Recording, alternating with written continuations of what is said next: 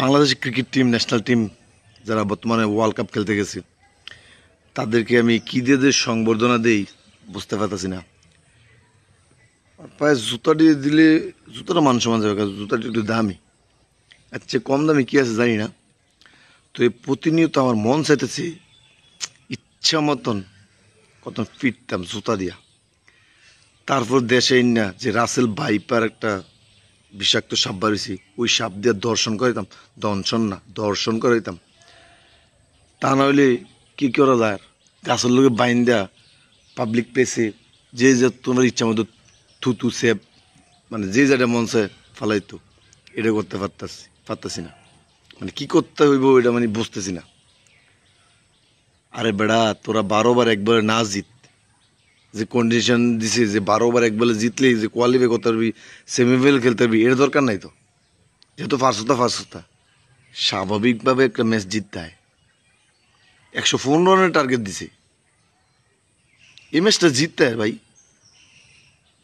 মানে তোরা এই রানটা জিততে পারছো, তো এই রানটা না নিয়ে মানে কি ম্যাচ জিতবি তোরা? আমার কাছে কর লাগবে না। তোরা নিজে নিজে প্রশ্ন কর, তোরা কী রান হলে জিতবি? এই 20 ওভারে 20 রানের এইরকম রানের টার্গেট না জিততে পারবি? মানে তোদের কাছে কি আশা করে পাবলিক?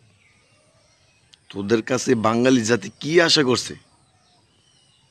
ট্রফি তো পারবি না জীবনেও, কেয়ামত আগ পর্যন্ত পারবি না। 115 রান টার্গেট দিছে, এই রানটা চেঞ্জ করতে পারস নাই, 105 রানে গুটিয়ে গেছস।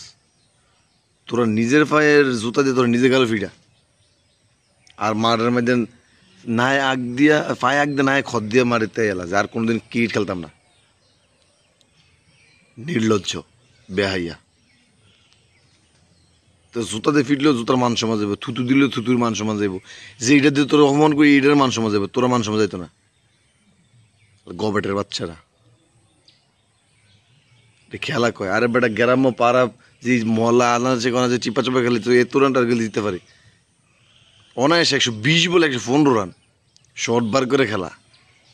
তোরা খেলাই বুঝোস না, বাল ফালাই তুই ওয়ার্ল্ড কাপে চলে গেছস। মূর্খ গন্ডারে কোনখানের।